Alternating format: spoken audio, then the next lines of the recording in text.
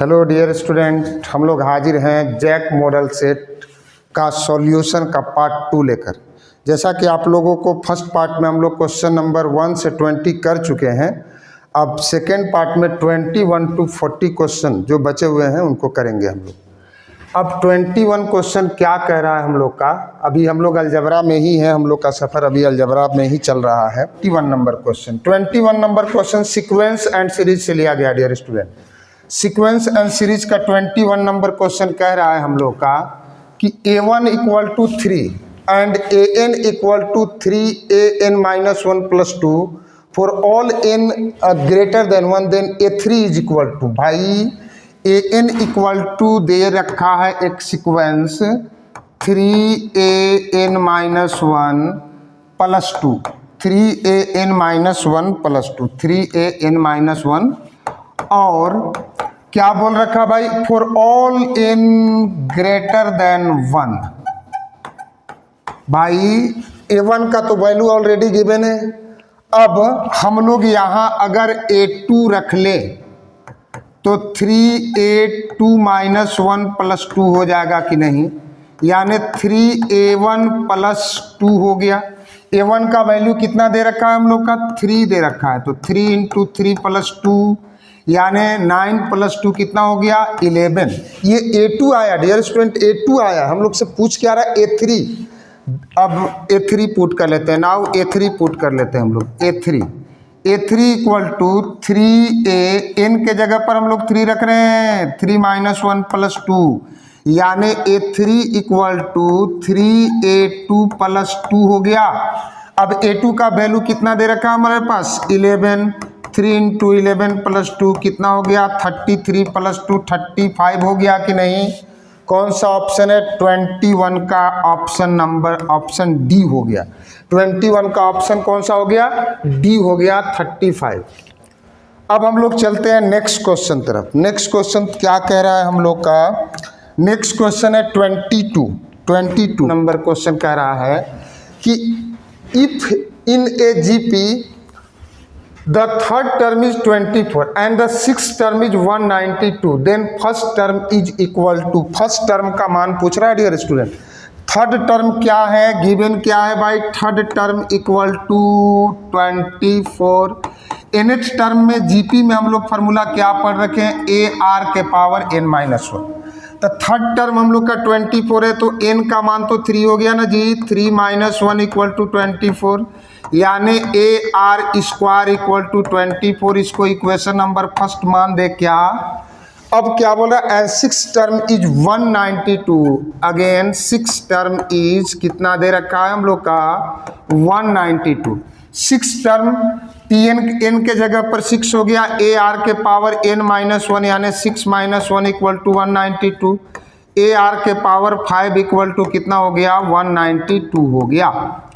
अब हम लोगों से फर्स्ट टर्म का वैल्यू पूछ रहा था, तो हम लोग क्या करेंगे फर्स्ट टर्म को निकालने के लिए, इक्वेशन नंबर सेकेंड को फर्स्ट से डिवाइड कर लेते हैं। इससे करने से क्या हो जाएगा, AR का पावर 5 और फर्स्ट इक्वेशन क्या है AR स्क्वायर, इधर का बाई 192 और ये 24। A से A कट गया, 2R कट गया, इसको काट दिए तो कितना बार में कट गया 8 बार में कट गया, यानी RQ इक्वल टू कितना आ गया हम लोग का, RQ इक्वल टू आ गया 8। देखो तो 8 को 2 का Q लिख सकते हैं क्या, लिख सकते हैं ना। अब देखो पावर सेम है तो बेस सेम तो हो ही जाएगा जी। R का वैल्यू 2 निकल गया। R तो कॉमन रेशियो हुआ, हम लोगों से कॉमन रेशियो नहीं पूछ रहा है, पहला पद फर्स्ट टर्म यानी A का वैल्यू पूछ रहा है। तो R का वैल्यू इक्वेशन फर्स्ट या सेकंड किसी में अगर हम लोग पुट कर लें तो A का वैल्यू तो मिल ही जाएगा फ्रॉम इक्वेशन नंबर फर्स्ट। क्या है R का वैल्यू 2 का स्क्वायर इक्वल टू 24, 2 का स्क्वायर कितना हो गया 4 और ये A इक्वल टू 24 कितना हो गया A इक्वल टू 6। यही हुआ फर्स्ट टर्म। A क्या होता है फर्स्ट टर्म, फर्स्ट टर्म का वैल्यू कितना आया 6। अब 6 ऑप्शन कहाँ है भाई, 6 ऑप्शन 22 का C। 22 का कौन सा ऑप्शन हो गया, 22 का C ऑप्शन सही है।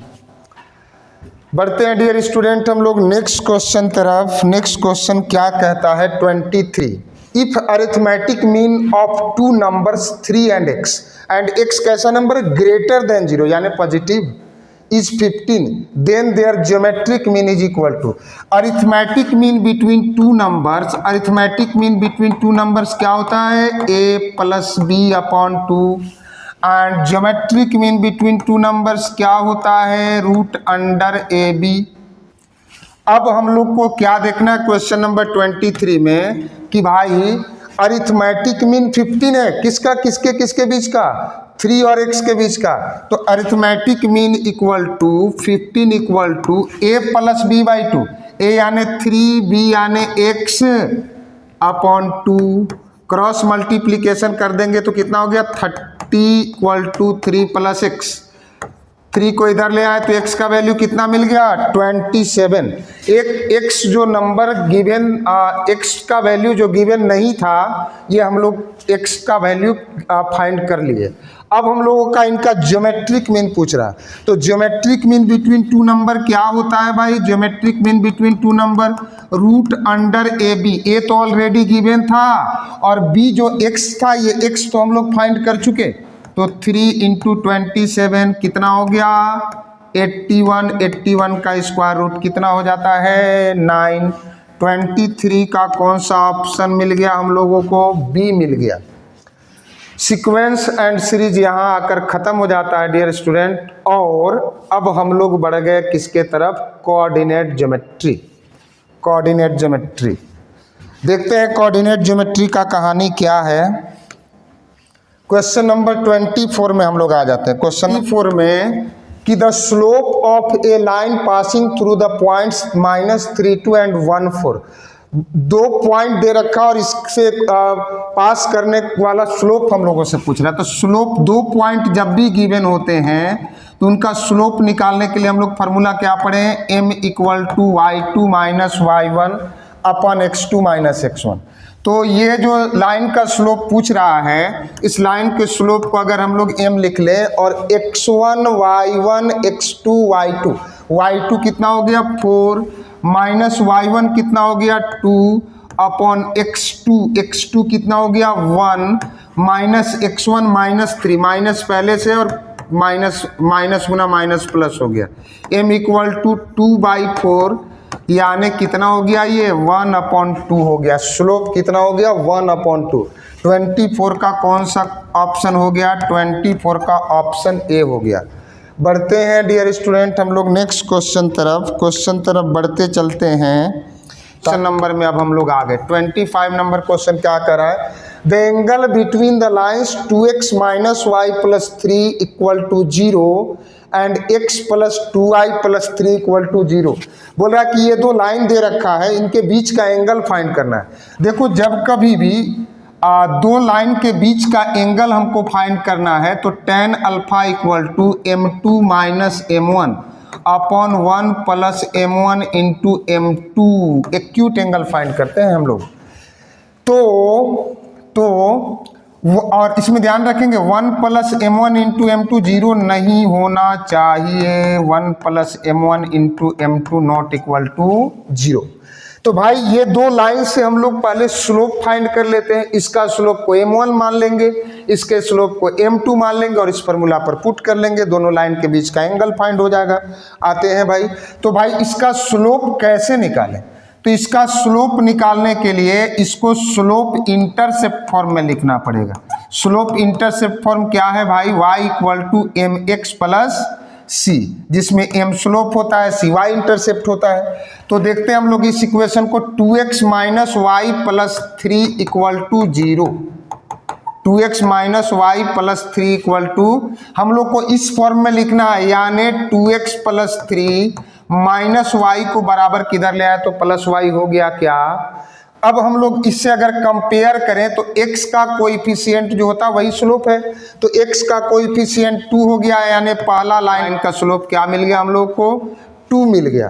अब दूसरा लाइन देखते हैं अगेन भाई दूसरा लाइन का क्या कहना है x plus 2y plus 3 equal to 0 यानी x प्लस 3 हमको y को इधर ले आना है तो प्लस 2y है इसको इधर ले आते हैं, -2i हो गया। ये -2 गुना में है, इसको भागा में ले आते हैं। अब ये भागा में आ गया तो इसको अलग अलग भी कर लेते हैं हम लोग। तो क्या लिख देंगे भाई, x/-2 प्लस 3/-2। अब इसमें x का कोएफिशिएंट क्या हो गया, -1/2 हो गया, यानी m2 मिल गया -1/2। दोनों लाइन का स्लोप प्राप्त हो गया।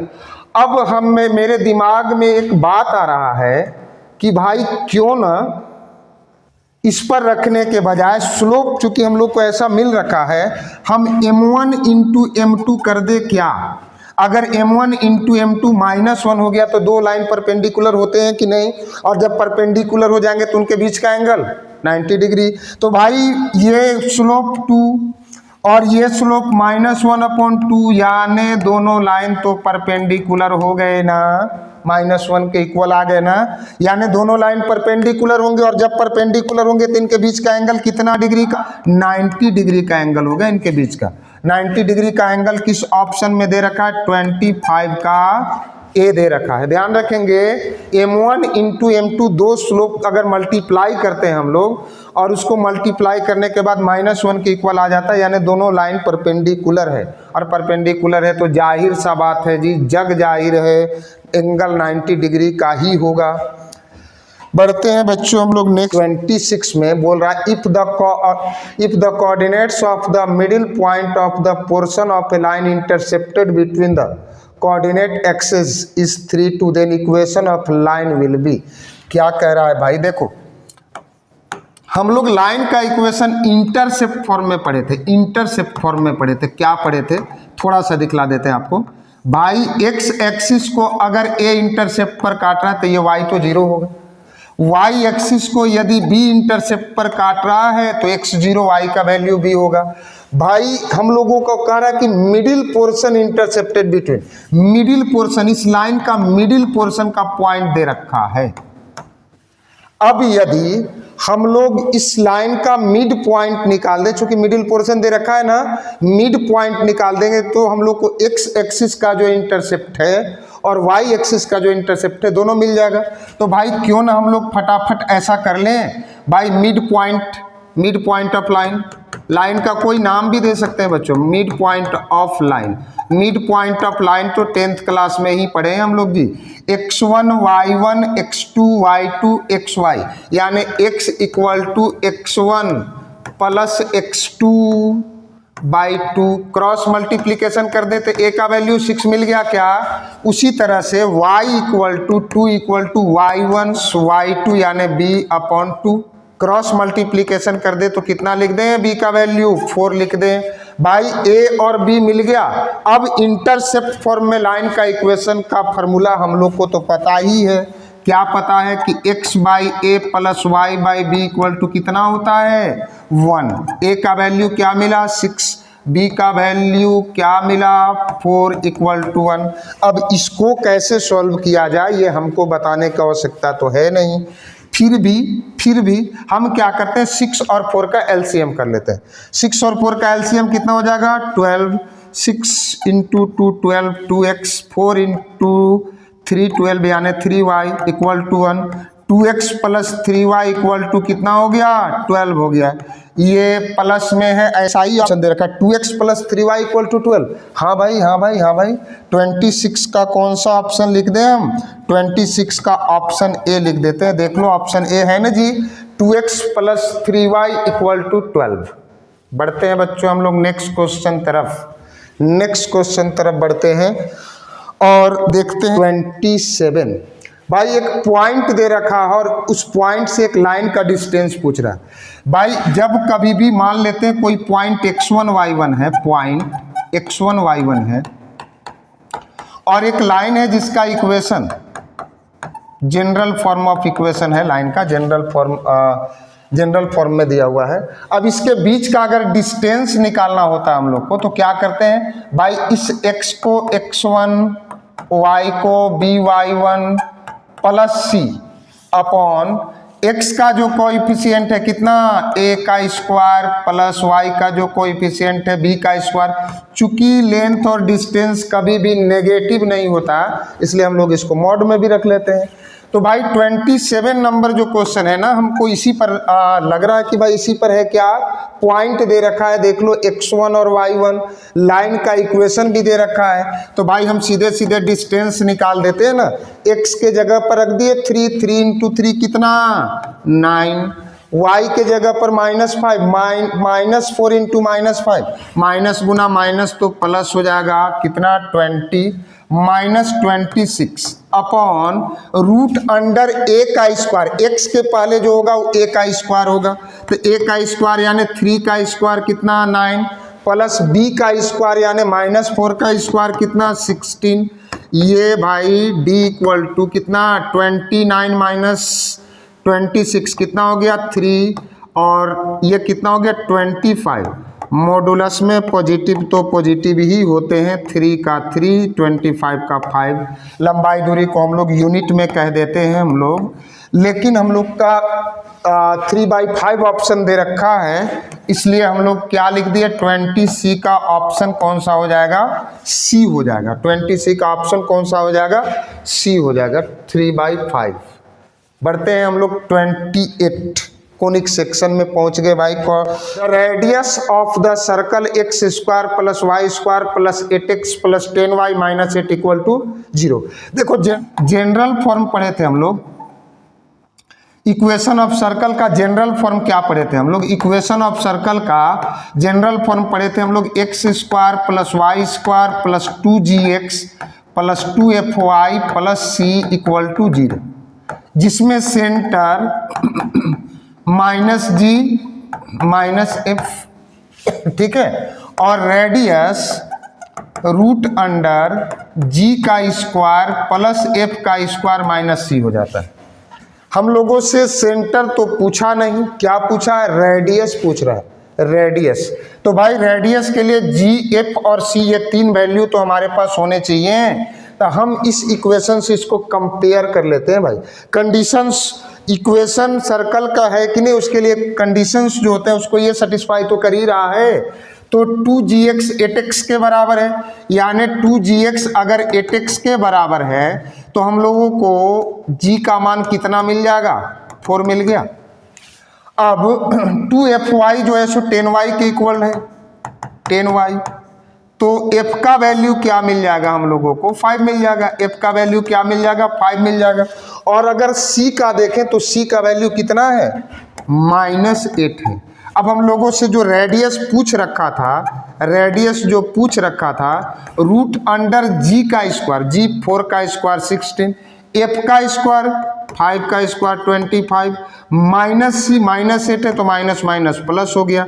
अब इसको हम लोग ऐड कर देते हैं तो कितना हो गया भाई 49 हो गया। क्या 49 का स्क्वायर रूट कितना हो जाता है 7, यानी रेडियस ऑफ सर्कल हम लोगों को क्या मिल गया 7। 28 का ऑप्शन नंबर कौन सा हो गया, C। 28 का कौन सा ऑप्शन हो गया, C हो गया। इसका रेडियस कितना मिला 7 मिल गया। अब हम लोग बढ़ जाते हैं नेक्स्ट क्वेश्चन तरफ। पाराबोला, ये 4 तरह से हम लोग 4 तरह से पाराबोला को लिखते हैं। पाराबोला 4 तरह से लिखा जाता है। ये कह दें हम लोग right handed, left handed, upward and downward. इसको हम लोग डाउनवर्ड ना,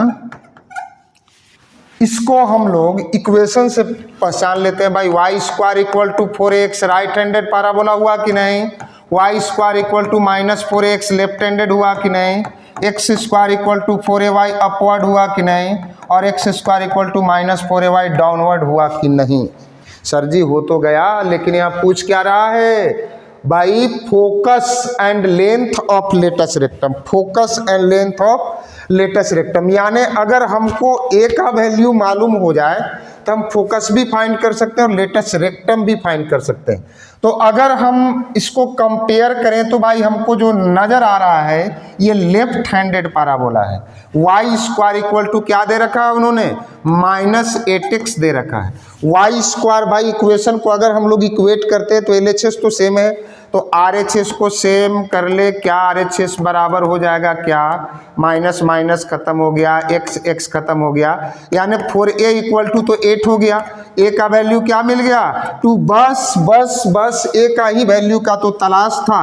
अब इसका फोकस क्या होता है -a एंड 0। तो a का वैल्यू कितना मिल रखा है हम लोग का 2, तो -2 एंड 0, यानी इस पाराबोला का फोकस क्या हो गया -2 एंड 0। एक और चीज पूछ रखा है, लेंथ ऑफ लेटस रेक्टम, नाभिलंब जीवा की लंबाई क्या होता है भाई, चाहे कोई भी पाराबोला हो उसका लेंथ ऑफ लेटस रेक्टम क्या हो गया 4a का वैल्यू कितना 2, 4 × 2 कितना हो गया 8, यानी हम लोगों को फोकस मिला -20 and length of latus rectum क्या मिला 8 मिला। -20 एंड 8, -20 एंड 8 ऑप्शन किस में दे रखा है भाई, सी में दे रखा है ना, तो ऑप्शन सी में दे रखा है। तो हम लोग क्या लिख दिए 29 था ना जी, तो 29 का क्या लिख दिया हम लोग भाई 29 का सी हो गया। क्वेश्चन है 30, ये कहाँ से पूछ दिया भाई, इलिप्स।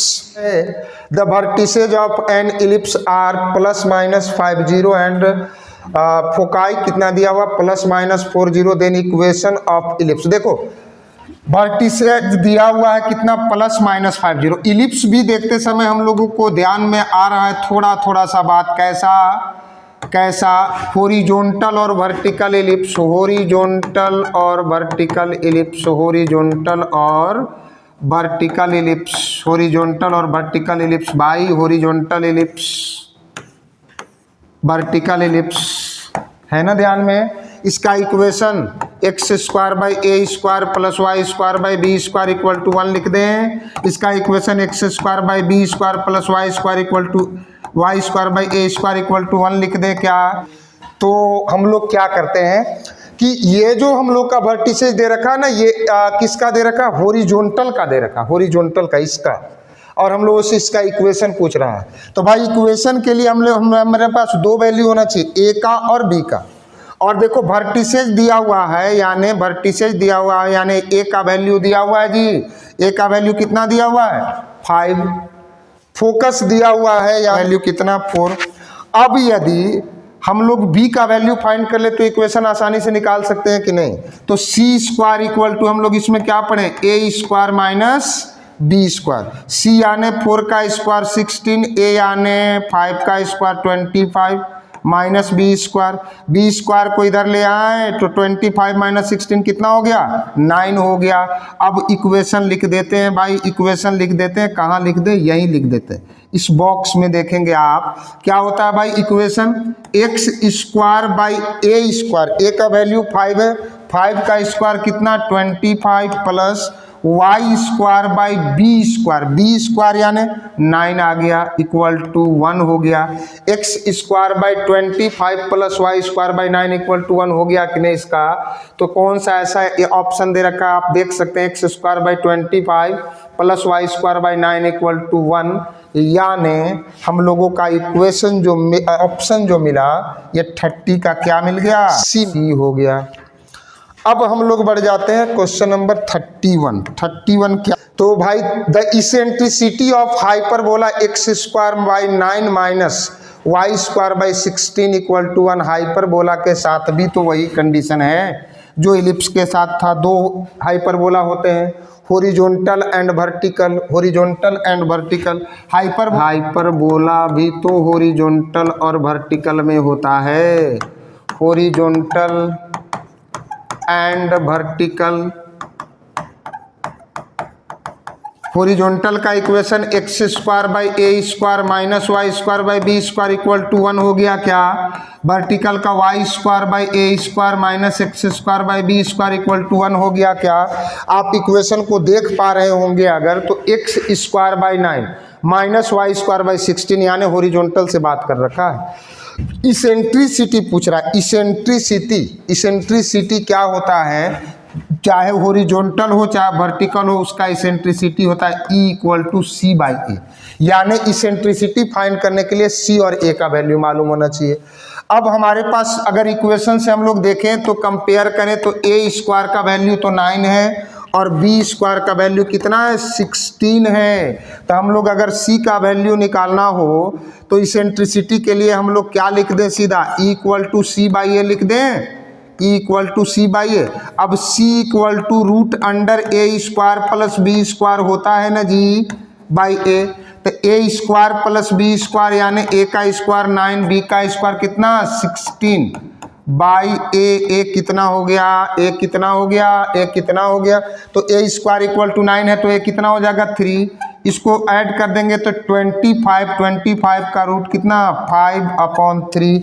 इसेंट्रिसिटी कितना हो गया 5/3। हम लोगों को तो वैसे भी मालूम है भाई कि eccentricity of ellipse is greater than 1। Ellipse का इसेंट्रिसिटी कितना होता है भाई, 1 से तो बड़ा ही होता है। कितना आया 5/3। 5/3 कौन सा ऑप्शन है 31 का, आप देख पा रहे हैं डी, 31 का डी। हम लोग लिख दें 31 का डी भाई, 31 का डी लिख देते हैं। हो गया बच्चों। अब बढ़ते हम लोग नेक्स्ट क्वेश्चन। नेक्स्ट क्वेश्चन कहाँ से है, 3D ज्योमेट्री। 11th क्लास में हम लोग इंट्रोडक्शन ऑफ 3D ज्योमेट्री पढ़ते हैं, उससे क्वेश्चन कर रखा है हमारा भाई। The point -1, -2, -3 lies in first octant, second octant, 7th octant, 8th octant.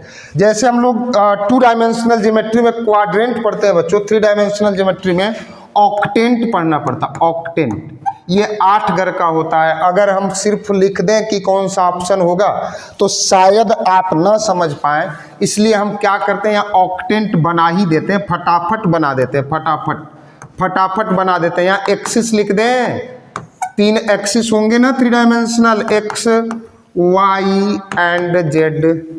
Octant 8 घर का होगा, नाम से ही क्लियर है भाई। 2, 3, 4, 5, 6, 7 एंड 8 घर का हो गया ना ऑक्टेंट। साइन मालूम हो तो ये पॉइंट क्या कोई भी पॉइंट दे दे हम लोग उसका ऑक्टेंट बतला सकते हैं। तब भाई कैसे होता है sign, plus minus minus plus plus minus minus plus plus plus minus minus plus plus minus minus plus plus plus plus minus minus minus minus.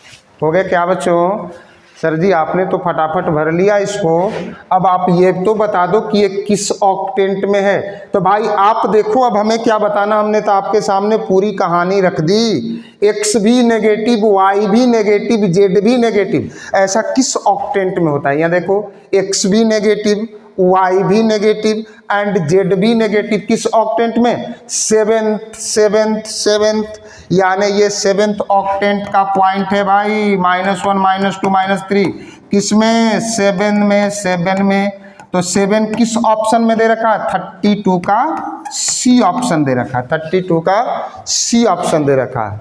आप समझ पा रहे हैं बच्चों? आप इसको नोट कर लेंगे, आप देख लेंगे इसको। ये जो ऑक्टेंट का साइन हम आपके सामने रखे हैं। बढ़ते हैं बच्चों नेक्स्ट क्वेश्चन तरफ। 33 क्या कह रहा है ना, if the extremities of the diagonals of square are 1, -2, 3 and 2, -3, 5 then the length of the side, length of the side पूछ रहा, और एक्सट्रीमिटीज ऑफ द डायगोनल्स दिए हुए हैं। आप ये समझो ना, ये आपके सामने भाई 3 डायमेंशनल फिगर बनाने रहे, आपको सिर्फ इमेजिन कराने के लिए हम एक स्क्वायर बना दे रहे। क्वेश्चन क्या कर रहा है सर, ये डायगोनल, कोई भी एक डायगोनल मान लेते हैं, ये डायगोनल, ये दोनों डायगोनल का एक्सट्रीमिटीज दिया हुआ, एक्सट्रीमिटीज दिया हुआ, ये दिया हुआ, ये दिया हुआ, कितना 1, -2, 3, 1, -2, 3 एंड 2, -3, 5। और हम लोगों से क्या पूछ रहा? Length of it side, side का लेंथ पूछ रहा। तो हम लोग डिस्टेंस फार्मूला से इसके डायगोनल का लेंथ निकाल सकते हैं क्या? डिस्टेंस फार्मूला क्या है हम लोग के पास? डिस्टेंस फार्मूला हम लोग पढ़ रखे हैं भाई, कौन सा क्वेश्चन है 33। डिस्टेंस फॉर्मूला हम लोग पढ़ रखे हैं d equal to root under x2 minus x1 का square plus y2 minus y1 का square plus z2 minus z1 का स्क्वायर हो गया कि नहीं बच्चों। तो x1 y1 z1 x2 y2 z2 x2 यानी 2 x1 यानी 1 रूट अंडर कितना 2 माइनस 1 का स्क्वायर प्लस y2 कितना -3 एंड y1 -2 है तो माइनस माइनस प्लस 2 हो गया कि नहीं। z2 कितना है 5 z1 कितना है 3 का स्क्वायर हो गया कि नहीं।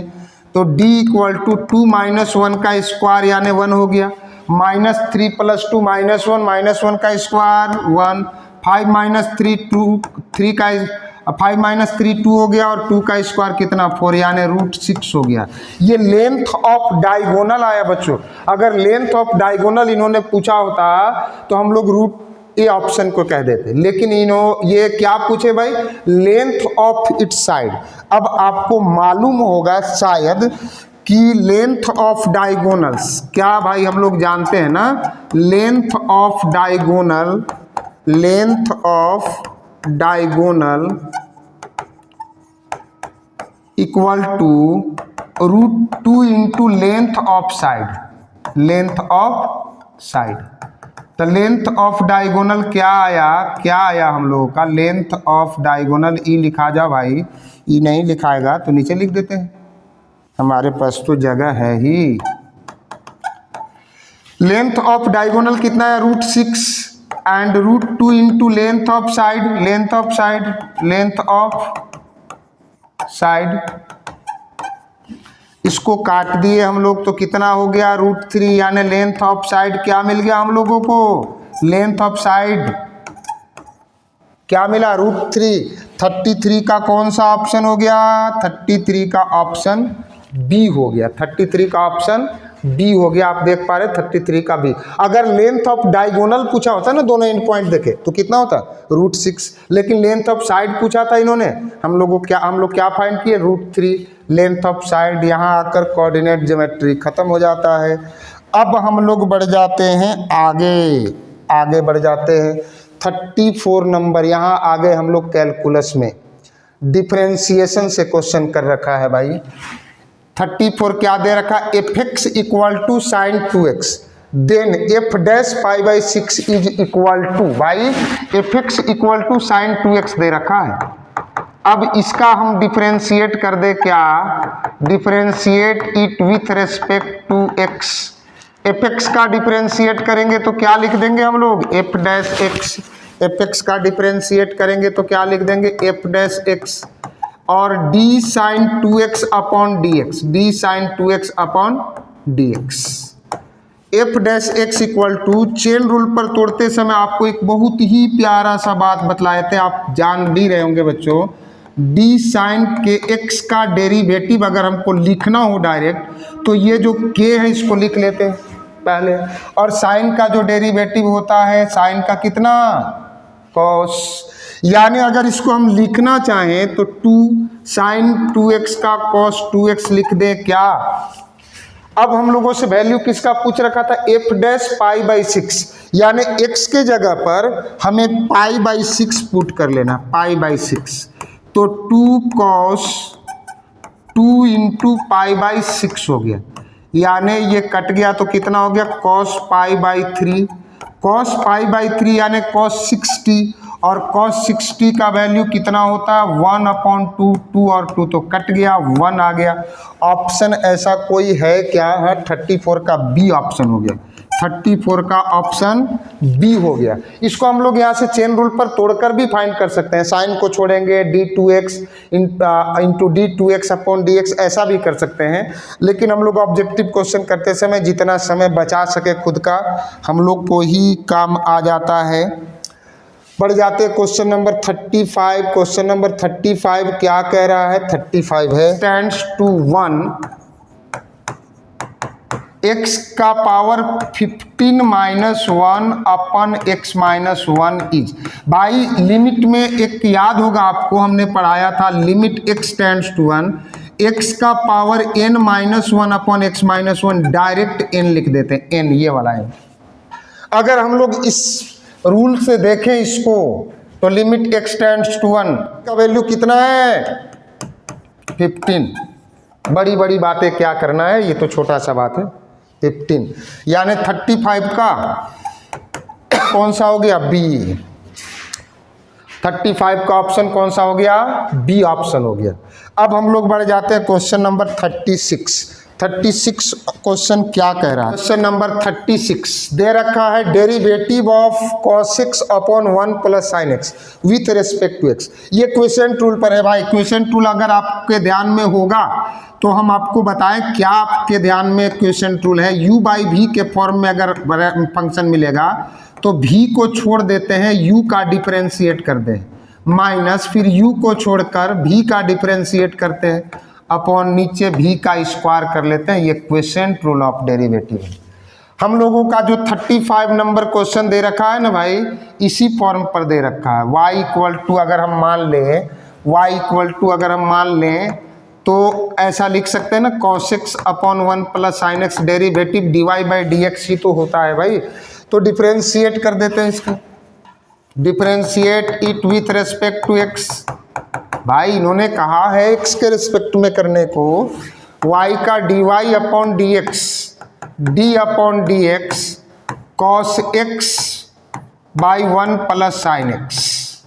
अब u by v question rule पर हम लोग इसको तोड़ देते हैं। कैसे तोड़े भाई, नीचे जो v है उसको, ये u हो गया, ये v को छोड़ दिए, u का डिफरेंशिएट कर लिए, माइनस अब की u को छोड़ दिए, v का डिफरेंशिएट कर लिए, अपॉन 1 प्लस साइन एक्स का होल स्क्वायर हो गया, 1 प्लस साइन एक्स का होल स्क्वायर हो गया। D y upon D x equal to 1 plus sine x, 1 plus sine x, 1 plus sine x हो गया भाई।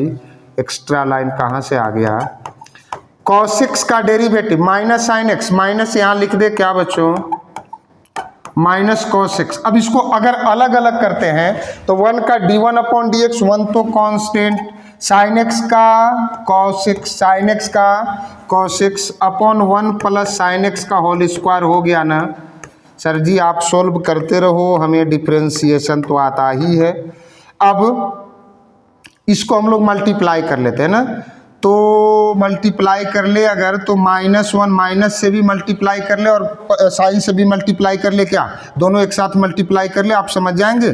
कर ले क्या सर जी आप बारी बारी से करो, बारी बारी से ही कर लेते हैं भाई। 1 माइनस को रहने देते हैं, साइन एक्स का गुना 1 में साइन एक्स, साइन का गुना साइन में साइन स्क्वायर एक्स हो गया कि नहीं, माइनस 0 में cos x जोड़ दिए, cos x into cos x, cos square X हो गया, और नीचे क्या है 1 प्लस साइन एक्स का होल स्क्वायर हो गया। बच्चों ये इसका डिफरेंशिएट के लिए हमको थोड़ा स्पेस और चाहिए, इसलिए आप ऐसा करेंगे कि इसको नोट कर लेंगे। हम इसको इरेज करके जो बचा हुआ पार्ट है इसको सॉल्व कर लेते हैं।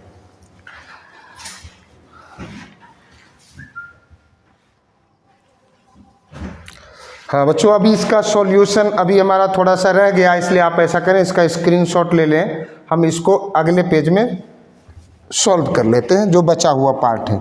तो हम इसको क्या कर देते हैं, ऊपर का इरेज कर देते हैं, ऊपर का इरेज कर लेते हैं, ऊपर का इरेज कर लेते हैं। भाई मेरे पास स्पेस भी कम है, बड़ा बड़ा लिखना भी है, दोनों कंडीशन है भाई। देखें dy अपॉन डी एक्स क्या रह गया, माइनस से भी मल्टीप्लाई कर ले, minus sine X, minus sine square X, minus cos square X upon 1 plus sine x का whole square, 1 plus sine x का होल स्क्वायर लिख लें, dy upon D x equal to minus sine x हो गया। अगर हम minus common कर लें तो क्या हो जाएगा, ये sine square X plus cos square X हो जाएगा कि नहीं, sine square X plus cos square X. ये sine square X plus cos square X आप पढ़ पा रहे हैं, लिख देते हैं फिर से भाई, sign square X plus cos square x by 1 plus sine x का होल स्क्वायर। ठीक है। अब हम लोग क्या करते हैं कि dy upon D x equal to minus sine x, sine square theta plus cos square theta 1 plus sine x का होल स्क्वायर हो गया, माइनस कॉमन कर ले, माइनस कॉमन कर लेंगे तो क्या हो गया 1 plus sine x upon 1 plus sine x का होल स्क्वायर हो गया ना, ये कट गया, यानी क्या बच गया -1 अपॉन 1 प्लस साइन एक्स। भाई आपने तो बहुत अधिक ही सॉल्व करा लिया।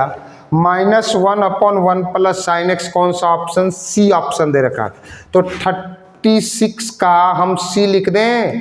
आप पढ़ते समय क्वेश्चन रूल, प्रोडक्ट रूल, ये सभी रूल को तो पढ़े ही होंगे बच्चों, तो आप समझ पा रहे होंगे हमने जो डिफरेंशिएट किया उसको आसानी से, तो आप देख लें। पढ़ते हम लोग नेक्स्ट क्वेश्चन तरफ। नेक्स्ट क्वेश्चन क्या कह रहा है, इरेज कर दूं ना, कर दीजिए सर। नेक्स्ट क्वेश्चन हम लोग कहाँ पहुँच गए भाई, statistics and probability. Statistics and probability क्या कह रहा है, 37 क्वेश्चन कह रहा है कि if the variance of given data be 144 then standard deviation. भाई बहुत छोटा सा बात, स्टैंडर्ड डेविएशन निकालने को बोल रहा है। स्टैंडर्ड डेविएशन अगर कभी भी वेरिएंस दिया हो तो स्टैंडर्ड डेविएशन निकालने के लिए हम लोग क्या कर देते हैं, रूट अंडर वेरिएंस कर देते हैं। तो भाई स्टैंडर्ड डेविएशन को शॉर्ट में हम SD लिख दें, और वेरिएंस तो गिवन है ना, वेरिएंस तो गिवन है हमारे पास 144, एंड 144 का स्क्वायर रूट कितना हो गया 12 हो गया। स्टैंडर्ड डेविएशन इस डेटा का कितना हो गया 12 हो गया, यानी 37 का B लिख दे क्या, 37 का B लिख दे क्या बच्चों। अब हम लोग बढ़ जाते हैं नेक्स्ट क्वेश्चन 37 का तो हम लोग कर लिए। अब 38, 39 एंड 40 तीन क्वेश्चन और है बच्चों, और ये तीनों क्वेश्चन कहाँ से, प्रोबेबिलिटी। हम आपसे कुछ बात कह देते हैं, देख लीजिए। In a leap year the probability of having 53 Sundays and 53 Mondays. भाई एक लीप वर्ष में 53 गो रविवार या 53 गो सोमवार होने की क्या प्रायिकता है। एक बात हमेशा जीवन में याद रखे बच्चों, नॉन लीप ईयर जो साल में 365 दिन का होता है, जिसमें फरवरी 28 दिन का होता है, इसमें किसी भी दिन को 53 गो होने का प्रायिकता पूछेगा ना बच्चों, तो इसका आंसर 1/7 आप लिख सकते हैं। और अगर लीप ईयर में किसी भी दिन को, लीप ईयर यानी साल में 366 दिन, भाई 366 दिन, तो लीप ईयर में किसी भी दिन को 53 को होने का प्रायिकता पूछेगा ना बच्चों, तो उसका आंसर 2/7 आप बिना बनाए बेधड़क लिख सकते हैं। लेकिन ये जो क्वेश्चन दे रखा है इसमें 53 संडे और 53 मंडे का बात कर रहा है, तो भाई इसमें तो थोड़ा सा ट्विस्ट ला दिया क्वेश्चन को। अब हम लोग देखते हैं 53 संडे और 53 मंडे के लिए क्या कंडीशन होगा। ये दो बात ध्यान रखें बच्चों, ये दो बात ध्यान रखें हमेशा। अगर हमसे बोल रहा होता कि भाई एक लीप ईयर में सिर्फ 53 संडे होने का 2/7, लीप ईयर में सिर्फ 53 मंडे होने का 2/7, ट्यूसडे होने का 2/7, वेडनेसडे 2/7, थर्सडे 2/7, भाई किसी भी दिन का पूछ दे 2/7, नॉन लीप ईयर में पूछ दे तो 1/7। लेकिन अब इस क्वेश्चन का कहानी कुछ और कह रहा है। क्या कहानी कह रहा है देख ले भाई। हमारे पास देखिए लीप ईयर में साल में कितने 366 दिन, साल में कितने 366 दिन होते हैं, 366 दिन होते हैं भाई, जिसमें 52 वीक होता है प्लस 2 डेज होता है। 52 वीक यानी 364, भाई 52 इंटू 7 364 प्लस 2 डेज होते हैं।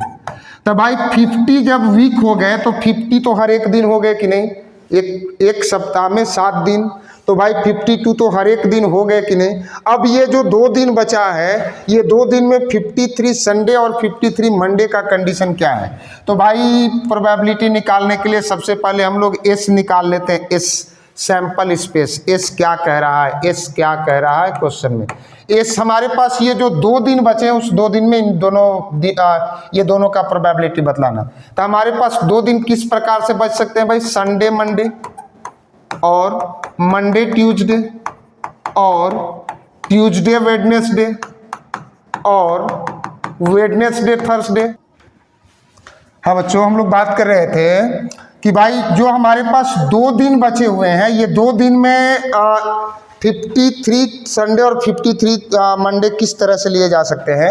तो संडे मंडे, मंडे ट्यूसडे, और कैसे हो सकते हैं, ट्यूसडे वेडनेसडे, और वेडनेसडे थर्सडे, और थर्सडे फ्राइडे, और फ्राइडे सैटरडे, और सैटरडे संडे। भाई यही तो हो सकते हैं जी, इसके अलावा भी और कुछ भी पॉसिबल है क्या?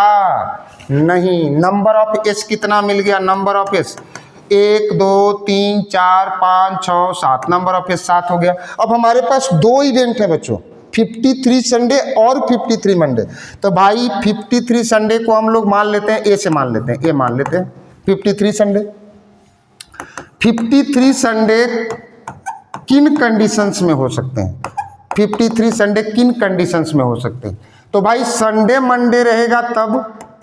भाई ध्यान रखें 52 तो ऑलरेडी है, हमको 53 के बारे में बताना है। तो 53 कब होगा? संडे मंडे रहेगा तब, या सैटरडे संडे रहेगा तब।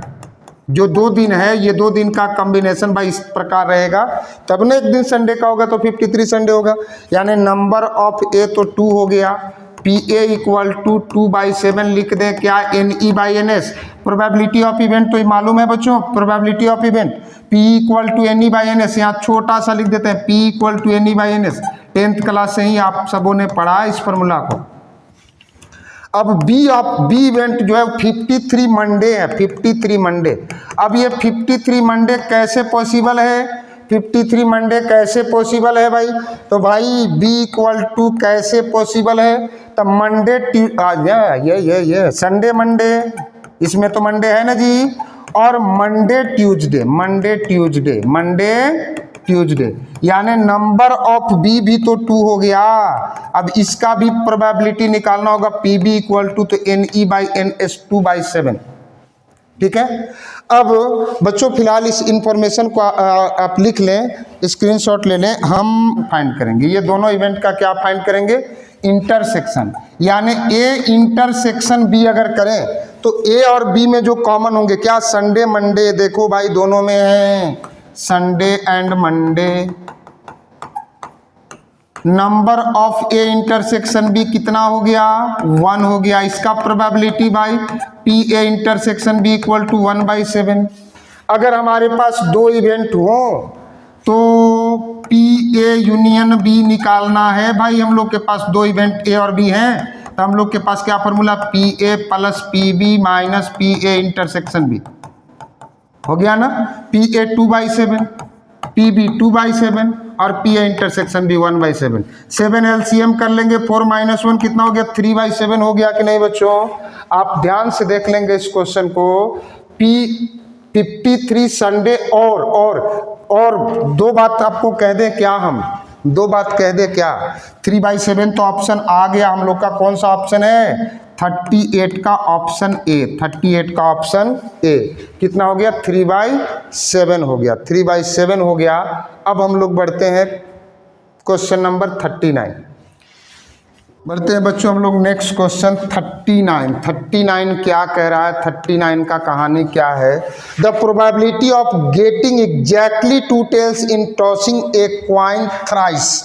बोल रहा है कि एक सिक्का को अगर 3 बार टॉस किया जाता है, 3 बार उछाला जाता है, तो ठीक 2 बार पृष्ठ आने की प्रयत्न।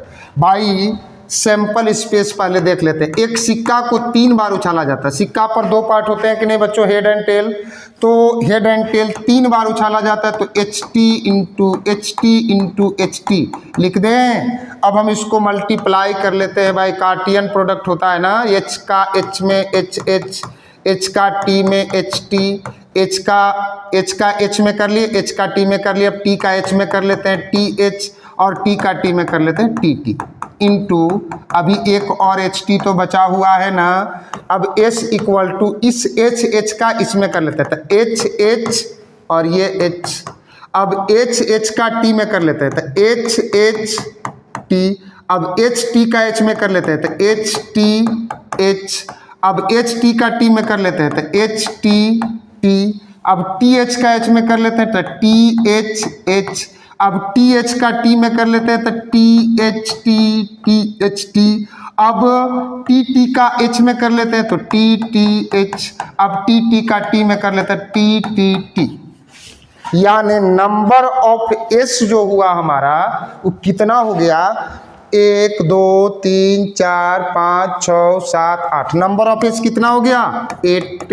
अब इवेंट क्या करा, ठीक 2 बार पृष्ठ एग्जैक्टली 2 टेल्स। एग्जैक्टली 2 टेल्स मतलब सिर्फ 2 बार जिसमें आया हुआ होगा, 2 बार टेल। देखो भाई इसमें तो एक भी टेल नहीं है, इसमें एक टेल है, इसमें एक टेल है, यहाँ देखो 2 टेल है, टी टी। और लिखा जा भाई टी एच टी टी। और कौन सा है, इसमें भी एक टेल, इसमें 2 टेल है भाई, टी एच टी। देख लो टी एच टी। और यहाँ भी है 2 टेल, टी टी एच। यानी number of E equal to 3। और प्रोबेबिलिटी कैसे निकालते हैं भाई, P equal to N E by N S, यानी 3/8। अब इसका ऑप्शन 3/8 कौन सा दे रखा है, 39 का ऑप्शन ए दे रखा है। अगर ये बोलते कि एटलीस्ट 2 टेल, एटलीस्ट ध्यान रखेंगे यहाँ दो वर्ड और हम आपको बता रहे हैं, एटलीस्ट 2 टेल्स बोलते तो 2 टेल और 2 से अधिक वाले को भी लेते। और अगर ये एटमोस्ट 2 टेल बोलते तो 2 टेल और 2 से कम वालों को भी लेते। चलते हैं बच्चों नेक्स्ट क्वेश्चन। ये आखिरी क्वेश्चन है हमारा प्रोबेबिलिटी का और आपके मॉडल सेट का भी आखिरी क्वेश्चन है। नंबर किस, the probability of getting a total 10 in single throw of 2 dice. भाई बोल रहा है कि 2 पासा को फेंका जाता है, सिंगल थ्रो ऑफ 2 डाइस। 2 पासा को एक बार फेंका जाता है। पासा जो होंगे भाई 1 से 6 तक अंक होंगे। पासा तो आप जान रहे होंगे जी, लूडो वाला पासा 2 बार फेंका जाना था, 1 2 3 4 5 एंड 6। अब इसका मल्टीप्लाई अगर हम कर लें तो भाई 1 का 1 में करें 1 1, 1 का 2 में करें 1 2, कार्टियन प्रोडक्ट है बच्चों। 1 का 3 में 1 3, 1 का 4 में 1 4, 1 का 5 में 1 5, 1 का 6 में 1 6।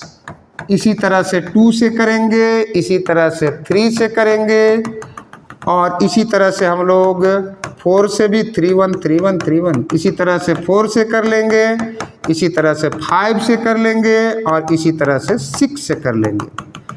तो हमें जो टोटल प्राप्त होंगे नंबर ऑफ एस टोटल जो प्राप्त होंगे वो कितने हो जाएंगे, 6 × 6 यानी 36। नंबर ऑफ एस क्या मिले हमें, 36 मिल गए। अब बोल रहा है कि दोनों का योगफल सम आने का, मतलब दोनों पासा पर जो नंबर हम प्राप्त कर रहे हैं उसका योग सम आने का, मतलब उसका सम जो होगा वो 10 आने का क्या प्रोबेबिलिटी है। तो इवेंट देखो 10 कब आएगा, जब पहला पासा पर 4 और दूसरा पर 6 आएगा तो 10 आएगा ना बच्चों, 4 + 6 10। दूसरा पासा पर 5 और तीसरा पर भी 5 आएगा तो 5 और 5 10 होगा ना बच्चों। और तीसरा कंडीशन क्या होगा, तीसरा पहला पर 6 और दूसरा पर 4 आएगा। बस यही 3 कंडीशन में 10 होंगे। यानी नंबर ऑफ ई हमें क्या मिल गया, 3 मिल गया। अब हमसे प्रोबेबिलिटी निकालने को बोल रहा है तो P = NE/NS, यानी 3/36 कितना हो गया, 1/12। 1/12 कौन सा ऑप्शन है, C। 40 का C ऑप्शन हो गया। इस तरह से बच्चों हम लोग मॉडल सेट के 40 क्वेश्चन को देख लिए। पार्ट 1 आप सबों ने देख लिया होगा जिसमें 1 से 20 नंबर क्वेश्चन था, और पार्ट 2 21 से 40 नंबर क्वेश्चन। बच्चों हमने प्रयास करा है कि मॉडल सेट के क्वेश्चन के बहाने आपको कुछ ऐसे क्वेश्चन सॉल्व करने का तरीका दे दे जिससे आप इस टाइप का क्वेश्चन या इससे रिलेटेड क्वेश्चन को आसानी से सॉल्व कर सके।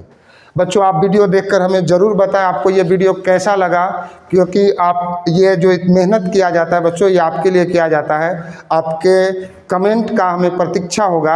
आप अपना फीडबैक दें या सुझाव दें जिसके चलते हम और आगे आने वाले और वीडियो को और अच्छे से इम्प्रूव कर सकें। चलते हैं बच्चों, थैंक यू, बाय बाय।